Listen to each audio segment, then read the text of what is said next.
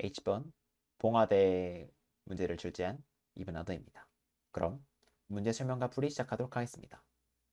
봉화대 문제는 n개의 마을이 1번부터 n번까지 일렬로 있고 각 마을을 여러 개의 구간으로 적당히 잘 나누어서 모든 마을이 하나의 구간에 속하게 배치하고 각 구간의 가장 높은 마을에 봉화대를 설치한 다음에 봉화대가 번의 오름차순에 따라서 높이가 증가하게 배치할 수 있는 구간 나눌 수 있는 경우의 수를 구하는 문제입니다. 그러면 가장 높이 있는 마을에는 항상 봉화대가 설치될 수밖에 없습니다. 또 가장 높이 있는 마을 뒤에 있는 모든 마을은 가장 높이 있는 마을과 같은 구간이 있을 수밖에 없습니다. 그러면 가장 높은 마을을 포함하는 구간의 끝은 맨 끝으로 정해졌는데 시작은 X번째 그 가장 높은 마을의 앞이거나 같기만 하다면 상관이 없습니다. 그렇기 때문에 fn을 첫 번째 마을부터 n번째 마을까지 조건에 맞춰 봉화대를 설치하는 배치의 경우의 수라고 정의를 해봅시다. 기초 조건으로 f0을 1이라고 하면 이제 다음과 같은 식이 성립하는데요. x번째 마을을 포함하는 구간은 이제 1번 마을, 첫 번째 마을부터 n번째 마을까지, 두 번째 마을부터 n번째 마을까지, 그리고 x번째 마을부터 n번째 마을까지가 가능한데 이가 각각 f0, f1, 그리고 fx-1까지 대응되기 때문입니다. 누적합을 이용하면 fn의 합을 빠르게 계산할 수가 있기 때문에 시간 복잡도 및 공간 복잡도 ON에 해결할 수 있습니다. 별해로 다음과 같이 조합론 풀이도 있으니 한번 생각해 보시기 바랍니다.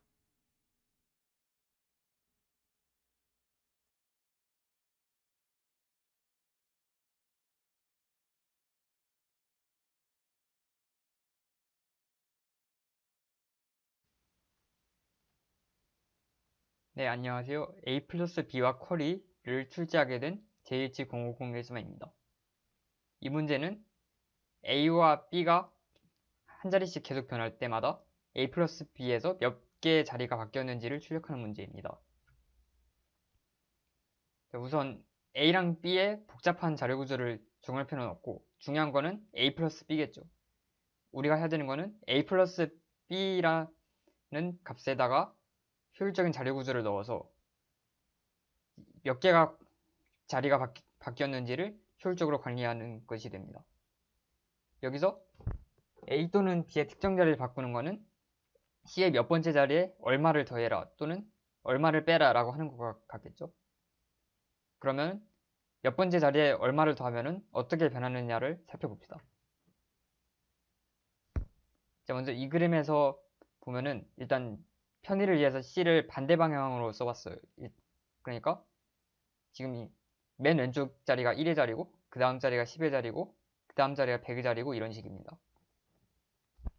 이제 만약에 세 번째 자리에 0을 더했다고 하면은 쿼리의 답은 0이겠죠. 이제 그거는 예외 케이스로 따로 처리를 해야 됩니다. 그리고 받아올림이 일어나지 않는다. 그러면은 답은 1이 될 겁니다. 문제는 받아올림이 일어날 때인데요. 우선 더한 값 d가 양수라고 가정합시다. 음수일 때는 똑같이 하면 됩니다. 받아올림이 일어난다고 하면 먼저 그 받아올림이 시작된 자리인 i번째 자리에다가 d-10을 더하고 i 플러스 1번째 자리부터 연속으로 몇 개의 자리가 9인지를 확인을 하고 걔네들을 전부 0을 바꾼 다음에 바로 다음 자리에다가 1을 더하면 됩니다.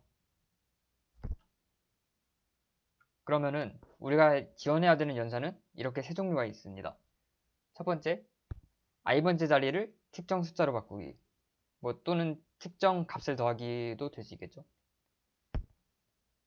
두 번째, i번째부터 시작해서 연속을 몇 개 자리가 9인지 찾기 또는 이거는 더할 때 여기고 뺄 때는 몇 개 자리가 0인지를 찾아야겠죠.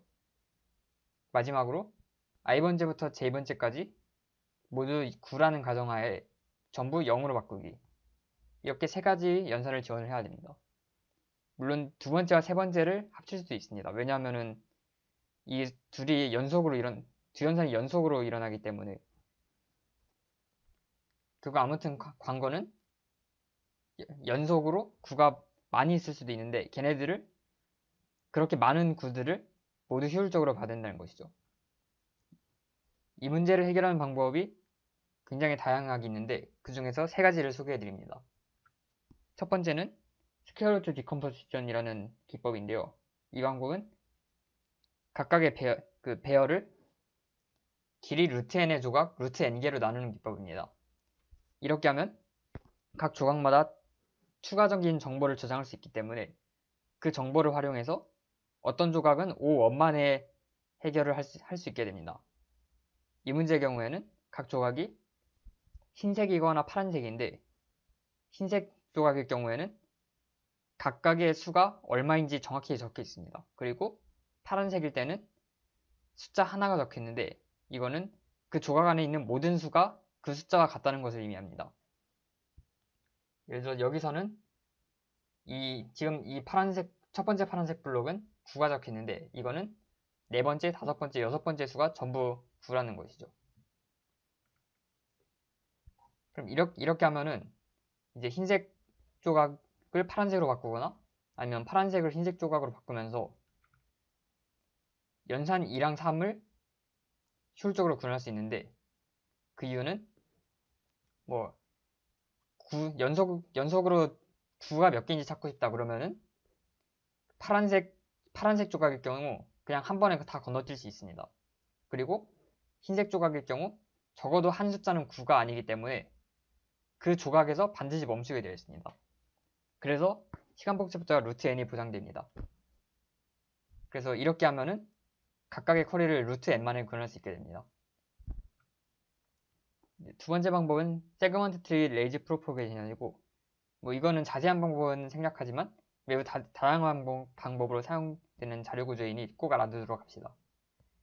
여기서 주의할 점은 그 2번 연산을 지원할 때 그냥 2분 탐색으로 로그 제곱 n의 구현을 하면은 시간 초과를 받을 수 있다는 겁니다. 그래서 그 트리를 루트에서부터 적절히 내려가는 식으로 구현하여 로그 n의 구현을 해야 됩니다. 마지막 방법은 좀 생소할 수 있는데요. 이거는 연속된 숫자를 하나의 블록으로 묶어서 걔네들을 전부 밸런스드 바이너리 서치 트리에 관리하는 방법입니다. 예를 들어서 여기 있는 4,0은 위치 4에서부터 시작해서 연속으로 0이 나열되어 있다는 것을 의미합니다. 그러면 특정 자리를 특정 숫자로 바꾸고 싶다 그러면 그 조각을 그 위치에 해당하는 조각 하나와 그 조각의 왼쪽 부분과 그리고 그 조각의 오른쪽 부분 이렇게 세 가지 조각으로 나눕니다. 물론 두 개의 조각으로 나눌 수도 있고 그냥 조각이 안 나눌 수도 있겠죠. 이렇게 나눴으면은 이제 i번째 자리를 바꾸고 그 결과 바로 오른쪽 조각 또는 바로 왼쪽 조각이랑 값이 같아지면은 얘네들을 합치면 됩니다. 이렇게 같은 숫자를 전부 한 조각 안에 있음을 보장이 되면 연산 2랑 3은 그냥 바이너리 서치 트리에서 탐색하는 거 한 번만으로도 그냥 구현을 할 수 있고요. 연산 세 번째 같은 경우 첫 번째 연산과 비슷한 방식으로 조각을 쪼개면 됩니다. 이런 식으로 하면 각각의 연산을 로그 n에 구현할 수 있습니다. 그리고 마지막으로 이거는 설명은 하지 않겠지만 패닉 트리로도 풀 수 있습니다. 좀 말이 안 된다라고 생각하실 수 있겠지만 관심이 생기시면은 제가 백준 온라인 저지에 제출했던 풀이를 한번 살펴보시기 바랍니다. 감사합니다.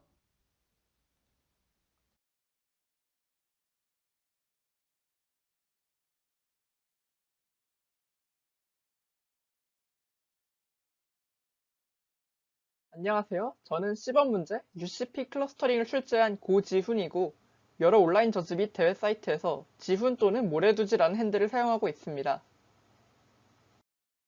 풀이에 들어가기에 앞서 문제를 먼저 간략히 설명하도록 하겠습니다.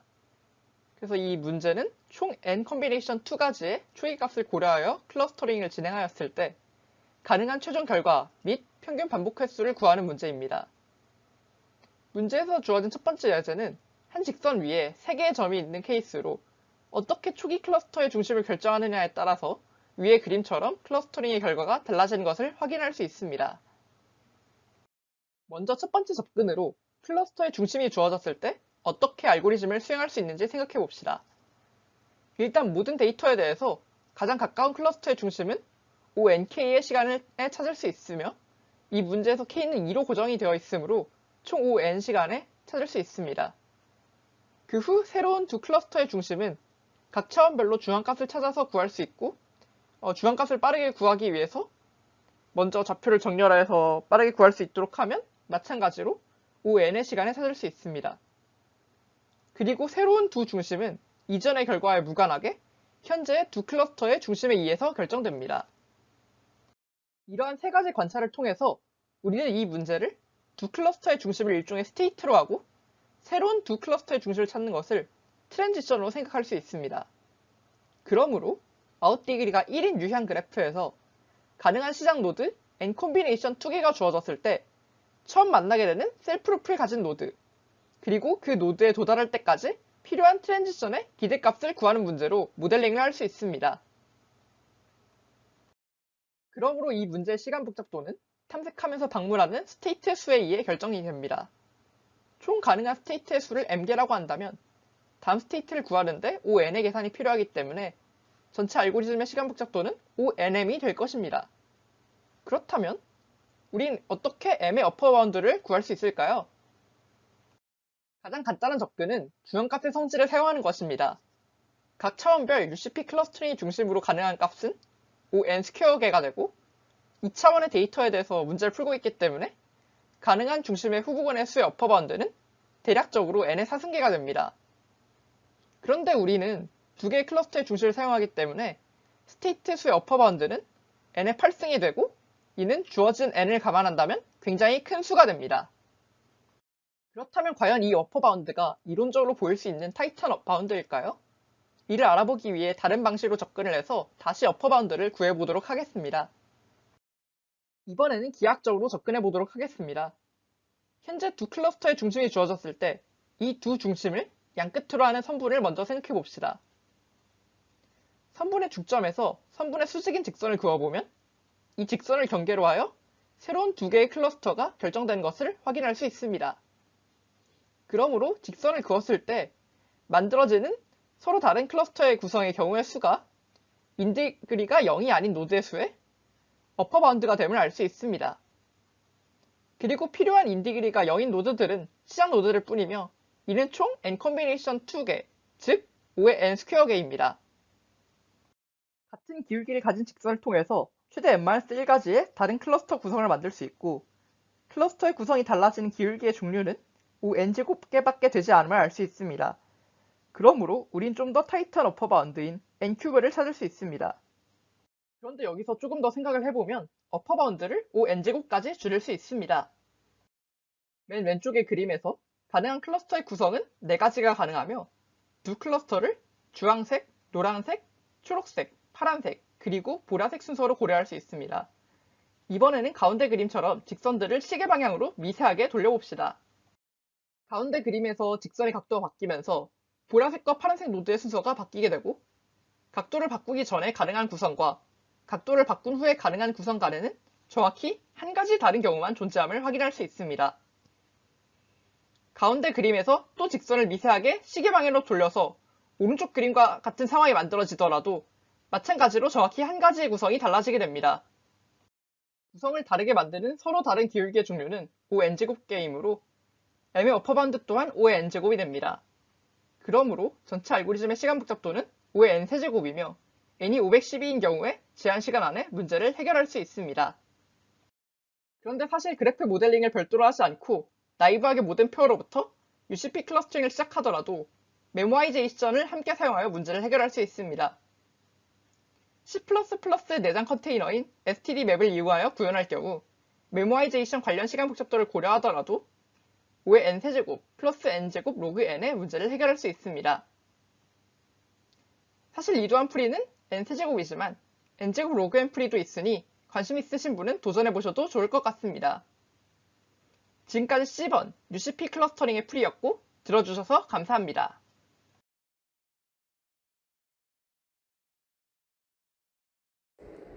안녕하세요. 본선 츠바메가이시 문제 출제를 맡게 된 피출리아라고 합니다.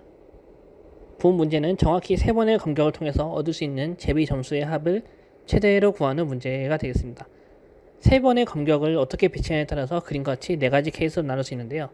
이 중 2가지 케이스는 제비의 XY 좌표를 서로 바꿔서 한 번 더 계산하면 구할 수 있게 됩니다. 그래서 케이스 3와 케이스 4 이렇게 2가지 경우만 고려해주면 되는데요. 케이스 4 같은 경우는 아주 간단한 논리로 해결이 가능합니다. Y축과 평행한 검격마다 얻을 수 있는 점수의 합을 미리 계산해 놓고 그 중에서 값이 가장 큰 3개의 검격의 점수의 합을 구해서 그 값을 더하면 되겠습니다. 검격을 2번 이하로 사용해서 모든 제비를 뵐 수 있는 경우는 적절히 예시를 해줍니다. 따라서 이제 우리가 고려해야 될 케이스는 케이스 3처럼 X축과 평행한 검격 하나와 Y축과 평행한 검격 2개에 대해서 얻을 수 있는 점수의 합의 최대를 구하는 경우만 고려하면 되겠습니다. 언뜻 보면은 케이스 4랑 비슷하게 X 검격 중에서 점수가 가장 큰 거 하나와 Y 검격 중에서 점수가 가장 큰 거 2개를 구해서 그 값을 더하면 되는 것처럼 보입니다. 하지만 이 교차하는 부분에 있는 제비 같은 경우는 이제 2번 배워지기 때문에 점수가 2번 더해지게 되는데요. 이제 이런 경우는 점수가 2번 더해지면 안 되기 때문에 이런 경우 처리하는 것 때문에 골치가 좀 아픕니다. 따라서 이 문제를 해결하려면은 우선은 X 검격을 한번 고정시켜 놓고 생각해 보겠습니다. S 검격이 고정되어 있으면은 이 검격에 의해서 얻을 수 있는 점수도 고정이 되어 있을 테고요. 이 검격에 의해서 베어지는 제비들도 알 수 있습니다. 그래서 이렇게 제거된 제비들의 점수를 이 Y 검격들 각각에 대해서 이제 해당 제비의 점수만큼 값을 빼줍니다. 이렇게 Y 검격들마다 이제 제비 점수만큼 값이 빼지면은 이제 점수가 조금씩 보정되겠죠. 그래서 이렇게 보정된 점수들 중에서 가장 큰 점수 2개의 합을 구해봅니다. 이렇게 해서 구한 답이 고정된 X 검격에 대해서 얻을 수 있는 점수의 최대값이 되겠습니다. 이러한 과정을 모든 X 검격마다 한 번씩 다 계산해주면 되겠습니다. 이제 해당 풀이를 이제 쿼리 문제로 바꿔서 한번 생각해 보겠습니다. 우선은 초기에는 Y 검격의 가지수만큼 어떤 값이 저장된 수열들이 주어질 거고요. 그 다음에 X 검격이 고정돼서 제비를 베면은 그 베어진 제비들만큼 이제 제비들의 점수만큼 이 Y 검격들의 점수들이 V만큼 감소가 됩니다. 그렇게 감소시키는 쿼리와 이 전체 수열들 중에서 가장 큰 값과 두 번째로 큰 값 2개를 구하는 쿼리, 그리고 마지막으로 이제 베어서 이제 보정시킬 때 사용했던 점수들을 다시 원화 복귀시키는 쿼리, 이렇게 3가지가 있을 수 있습니다. 이 중에서 1번과 3번 쿼리 같은 경우는 그 제비의 개수 n만큼 각각 n만큼 발생할 것이고요. 2번 쿼리는 이제 우리가 X 검격마다 한 번씩 계산하기 때문에 X 검격의 가지수만큼 쿼리가 발생하게 됩니다. 이 각각의 쿼리를 오더 로그 m 혹은 그보다 빠른 수준으로 쿼리를 처리할 수 있는 방법이 필요한데요. 이 쿼리들을 처리할 수 있는 적절한 자료 구조를 사용해서 답을 해결할 수 있습니다. 이제 여러 가지 자료 구조를 쓸 수 있는데요. 여기서 하나는 이제 각 노드마다 최대값을 2개씩 들고 다니는 세그먼트 트리를 사용할 수 있고요. 또 하나는 임의의 노드를 자유롭게 삽입하고 제거하고 삭제할 수 있는 멀티셋을 사용할 수도 있습니다. 그리고 또 각 노드의 값을 임의로 수정하고 최대값을 빠르게 얻을 수 있는 인덱시드 힙 또는 인덱시드 프라이어티 큐라고도 불리는데요. 이런 자료 구조를 사용해서 해당 문제를 해결할 수 있습니다. 본 슬라이드에서는 이제 여러분들이 조금 생소하게 생각할 수 있는 인덱스드 힙을 기준으로 정리를 하겠습니다. 인덱스드 힙은 이제 특정 데이터가 힙에 어느 노드에 위치해 있는지를 빠르게 알아내고 싶어서 이제 노드의 번호를 같이 기록한 자료 구조가 되겠습니다. 보통은 힙을 구현할 때는 노드는 1번 노드는 이제 루트 노드로의 번호를 지정하고 그 다음부터 왼쪽 자식은 그 노드 번호의 2배, 오른쪽은 2배에다가 1을 더한 값을 이제 번호를 지정받게 됩니다. 그러면 이제 현재 팁에서는 1, 2, 3, 4, 5, 6 이런 식으로 번호가 지정되겠죠. 이제 예를 들어서 어떤 그 점수가 고정되어야 되는 이제 y 검격이 있어서 그 검격에 이제 v만큼 값을 감소해야 되는 상황이 발생했다고 생각했습니다. 만약에 이 검격에 대응되는 노드의 인덱스가 2라는 것을 저희가 알고 있다고 생각하면은 그 노드가 무엇인지 한 번에 접근해서 값을 바로 뺄 수 있게 됩니다. v만큼 바로 뺄 수 있게 됩니다. 근데 이렇게 값을 바로 빼버리게 되면은 이제 저희의 힙의 구조를 만족하지 않게 돼서 이제 힙 구조를 만족하도록 이제 노드들을 수합을 해야 되는데요.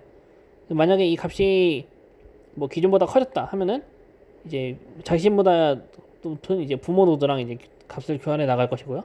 만약에 값이 작아졌다 하면은 자기 자신 노드 중에서 하나랑 이제 열심히 교환을 할 것입니다. 이때 값이 변경되는 노드는 부모 방향 또는 자식 방향 둘 중 한 가지로만 결정이 될 수 있어서 예를 들어서 뭐 부모 방향으로 수합하다가 도중에 자식으로 넘어가는 거나 아니면 혹은 그 반대의 경우가 발생하지 않게 됩니다. 자세한 증명은 생략하겠습니다. 이렇게 부모 노드와 교환해가지고 이제 힙 구조를 만족하도록 하는 거는 이제 해당 노드가 말단 노드인 이제 해당 노드가 말단 노드이고 루트가 원래 힙의 루트와 똑같은 어떤 서브 힙 구조에서 푸시 연산을 수행하는 것과 똑같은 동작을 하게 됩니다. 만약에 자식 방향으로 노드를 수합하는 경우에 대해서는 이제 수합이 필요한 해당 노드를 루트로 하는 어떤 서브 힙에 대해서 팝 연산을 수행하는 것과 똑같은 동작을 수행하게 됩니다. 따라서 이제 전체적인 힙 구조를 만족하게 될 것이고요. 이제 임의의 힙 노드를 구현할 수 있는 구현이 제대로 되어 있으면은 이제 해당 문제도 해결할 수 있게 됩니다. 이제 노드 값 한 개를 수정하면서 이제 최대 힙의 높이 개수만큼 노드가 이동하고 따라서 1번과 3번 쿼리는 로그 n만에 해결할 수 있습니다. 또한 이렇게 만든 힙 구조에서 가장 큰 값은 1번 노드, 두 번째로 큰 값은 2번 또는 3번 노드에 있으므로 2번 쿼리를 오더 1에 해결할 수 있습니다. 전체 시간 복잡도는 n 플러스 n 로그 n만큼 걸리고 공간 복잡도는 n 플러스 n만큼 필요하게 됩니다. 만약에 좌표 합축을 사용했으면 m 대신에 n이 사용돼서 각각 n 로그 n이나 로더 n만큼의 시간 복잡도를 가지게 될 것인데요. 굳이 좌표 합축을 사용하지 않아도 정답을 받을 수 있도록 문제를 설계했습니다. 이 외에도 이게 왜 맞았지 싶은 약간 말도 안 되는 그리디 풀이가 좀 있는데요. 이 그리디 풀이를 잘 정리해 보면은 오더 n 루트 n만큼의 시간 복잡도가 걸릴 거고요. 이것이 왜 정답이 되는지 그리고 이것이 정답이 되기 위해서 보장돼야 되는 어떤 증명들이 필요한지는 이제 스스로 증명해 보시고 풀어 보시는 것도 재밌을 것입니다. 이상으로 발표를 마치겠습니다.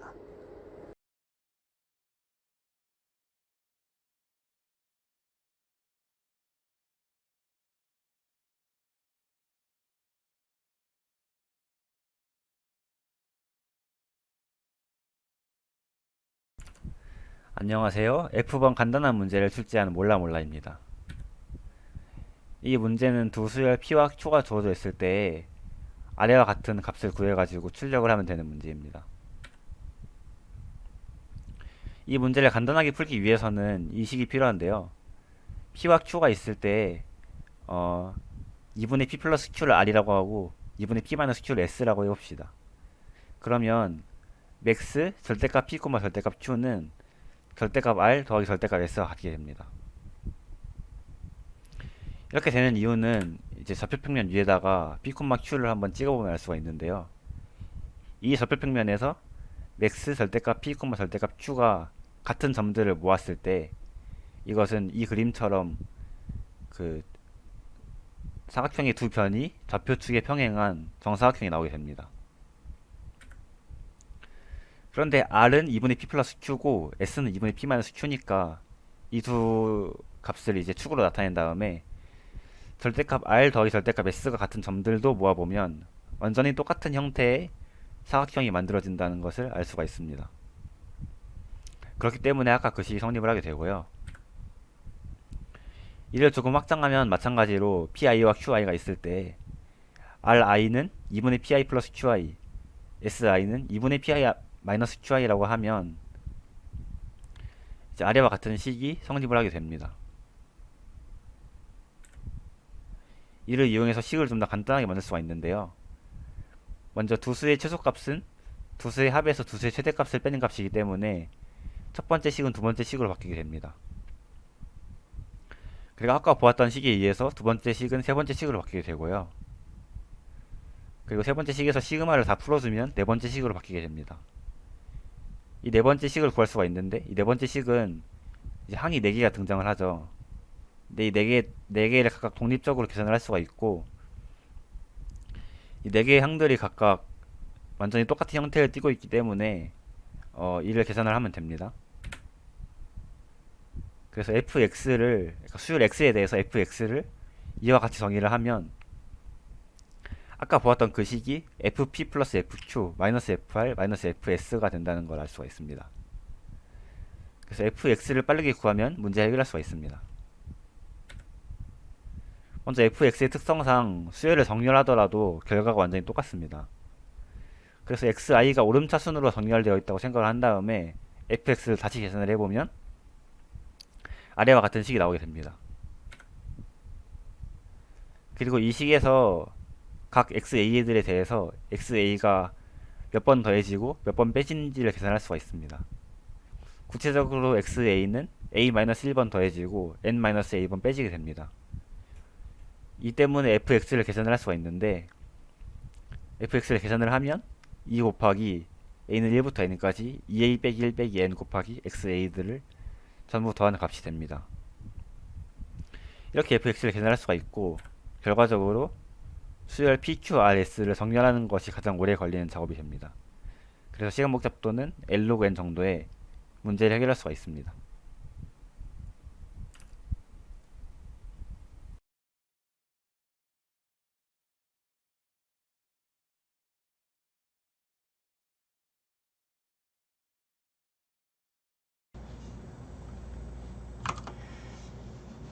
네, 안녕하세요. 시험 문제 출제 문제를 출제한 정덕인입니다.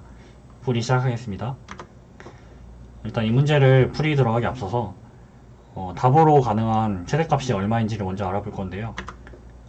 그거는 바로 n이 20인 경우에 오른쪽 방향과 아래 방향으로 각각 19번씩 이동을 하고 그때 순서가 자유롭게 바뀌는 경우의 수를 구하는 것 같으므로 총 38C 19의 가지수만큼이 나옵니다. 이 정도는 매우 크므로 경로를 하나하나 세워주기에는 부담이 있는데요. 그래서 좀 더 이제 최적화된 풀이를 구상을 할 필요가 있겠죠. 그래서 본 풀이에서는 어떠한 방식으로 접근을 했는지 그리고 풀이가 어떤 식으로 진행이 되는지 설명하겠습니다. 일단 1,1 일행 1열에서 시작하는 경로는 무조건 1,n과 n,1을 잇는 대각선을 지난다는 사실을 이용합니다. 이제부터 앞으로 1,n과 n,1을 잇는 대각선은 주대각선으로 부를 건데요. 그렇다면 길이 2n-1인 경로, 즉 1,1에서 시작해서 n,n까지 이르는 경로는 길이가 2n-1이니까 그 경로는 1,1에서 시작해서 주대각선에 도착할 때까지의 경로, 그러니까 주대각선 위에 있는 점을 포함하는 경로와 주대각선 바로 다음에서 시작해 n,n까지 도착하는 경로로 나눌 수 있습니다. 그러니까 전체를 길이가 n인 경로와 길이가 n-1인 경로로 나누는 것이죠. 이 두 가지를 별도로 생각을 하면 1,1에서 시작해서 주대각선에 도착하는 모든 경로와 이제 두 번째 경로를 거꾸로 생각을 해서 n,n에서 시작해서 주대각선 바로 전에 도착하는 경로를 이렇게 따로따로 나열을 할 수 있습니다. 나열할 수 있다는 이유는 뭐냐면 이 각각의 가지수, 그러니까 나뉘어진 경로들은 많아봤자 50만 정도밖에 안 되기 때문에 그래서 이제 우리가 계산을 이용해서 하나하나 나열을 해줄 수가 있죠.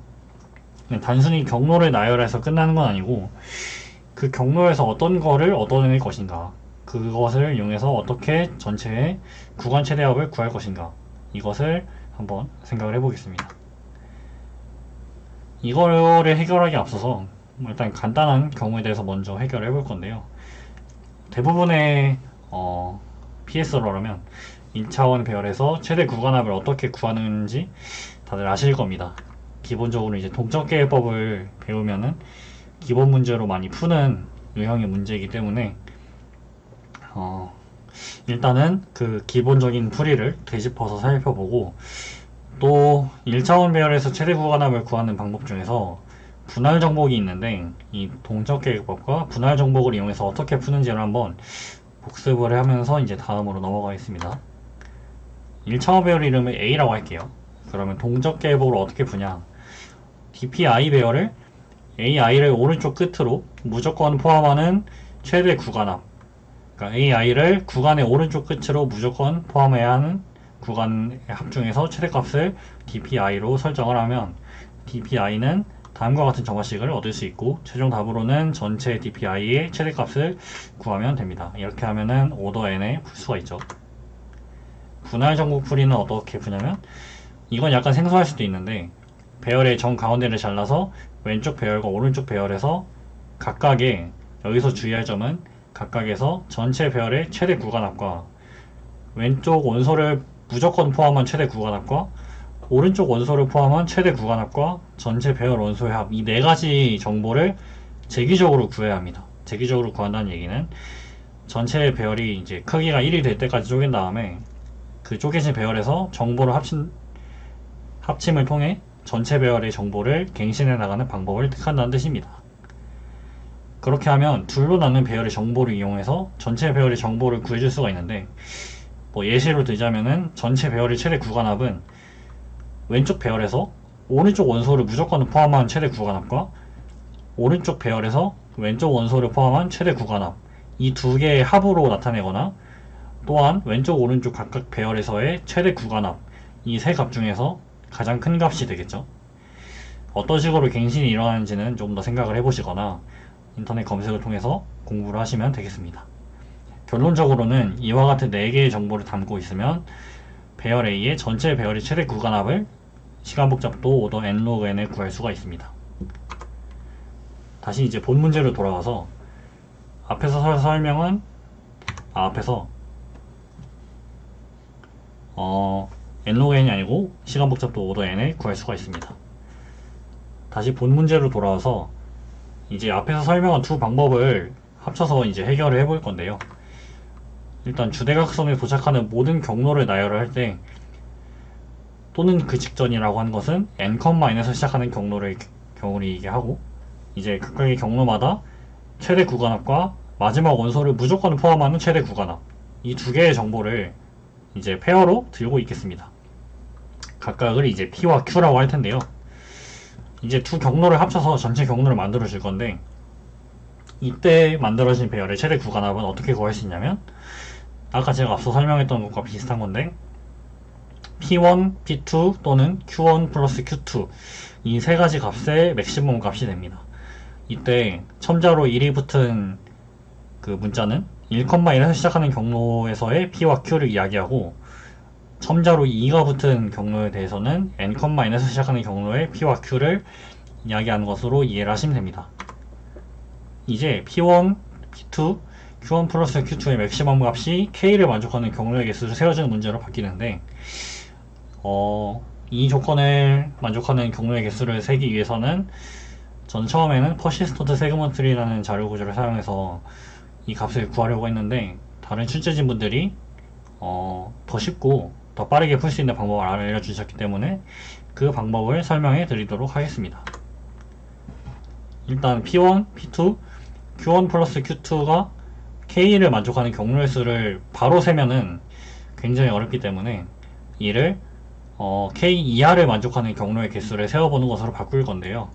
K 이하의 경로의 개수를 FK라고 하겠습니다. 그렇다면 FK를 어떻게 구하는지 여기서 설명해 드릴 텐데, P1, Q1에서 P1이 K 이하고 P2, Q2에서 P2가 K 이하인 Q1, Q2를 각각 따로 모으겠습니다. 그러면 맥시멈 P1, P2, Q1 플러스 Q2가 Q1 플러스 Q2가 아니면 무조건 해당 경로는 그 값이 K 이하를 만족하게 되겠죠. 그래서 모아준 Q1, Q2 사이에서 이제 Q1 플러스 Q2가 K 이하를 만족하는 쌍의 개수를 구해주는 것과 똑같게 됩니다. 여기서 두 개, 이제 1차원 배열이 두 개 있고 각 배열에서 하나씩 골라서 두 개의 합이 k 이하를 만족시키게 하는 경우의 수를 구하는 문제. 이 문제 같은 경우는 투포인터를 이용하면 정렬 후 오더 n 만에 구할 수 있겠죠. 그래서 아주 쉽게 구할 수가 있고, fk를 구했으니 이제 조건을 만족하는 경로의 개수를 구하기 위해서는 fk에서 fk-1을 빼줘야 합니다. 그래서 이러한 방법을 이용하면 쉽게 우리가 이제 구하고자 하는 값을 구할 수가 있겠죠. 두 경로를 합쳐줄 때 이제 주 대각선이 어느 한 점에서 만나는 경로만 합쳐줘야 하기 때문에 구현상의 난이도가 어느 정도 있을 수는 있습니다. 이렇게 이제 절반까지의 완전 탐색을 수행하고 그 결과를 합쳐주는 알고리즘을 mid in the middle이라는 알고리즘이라고 합니다. 여기서 나열하는 모든 경로의 가치수가 2의 n승 정도고, 이에 대해서 이제 각각의 경로에 대해서 정렬을 해야 하기 때문에 이제 로그가 붙어서 시가복잡도는 n 곱하기 2의 n승이 되겠습니다. mid in the middle 문제 같은 경우는 대체적으로 가운데서 만나기 때문에 따로 뭐 나눠지지 않고 한 번에 이제 이진 탐색을 통해서 값을 구하는 경우가 많은데, 이 문제 같은 경우는 어느 한 점에서만 만나는 경로를 합쳐줘야 하기 때문에 이 점이 조금 구현할 때 주의를 하셔야 하는 부분이고, 다른 풀이도 많이 나올 것으로 예상이 되니까 시간 되시면 한번 생각해 보시면 좋을 것 같습니다. 감사합니다.